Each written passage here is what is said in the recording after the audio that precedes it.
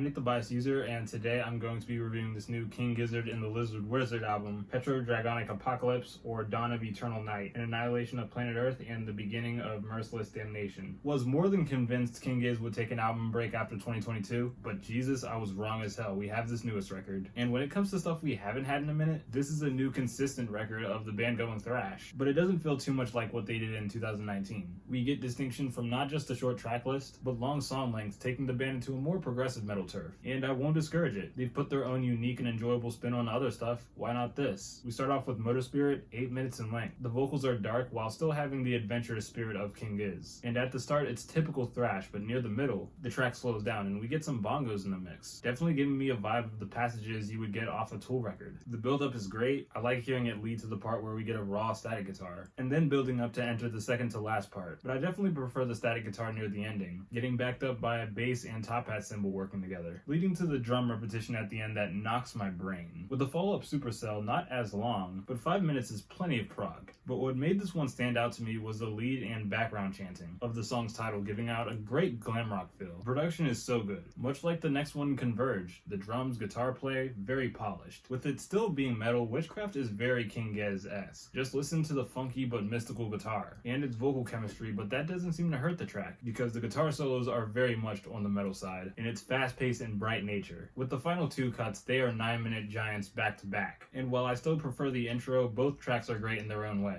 The speed on Dragon is amazing, but the quiet and slow moment doesn't hurt too much. I was loving the tight drum play going on, while Stu was repeatedly whispering Dragon. Then we get the closer Flamethrower. That also has its energetic parts and its slowdowns, but what makes this different is when we transition to the slowdown of softer guitars and bongos, it then moves to digital instrumentation of synths replacing the guitars and fuzzy drums. And by the end, while getting these synths, it gets crazy atmospheric with two vibrating ass layers of bass. There was one that sounded like it was riveting. So yeah, King Gizzard and the Lizard Wizards PetroDragon Apocalypse is a step up from their thrash ways in 2019, being well produced and inventive. And I can't wait till they make another cohesive metal piece. Not up to par with the average Tools, but still a great record. I'm gonna give this album an 8.3. Like, subscribe, comment how you feel, give a suggestion, check out my other social medias, ring that bell, and I'll see you next time.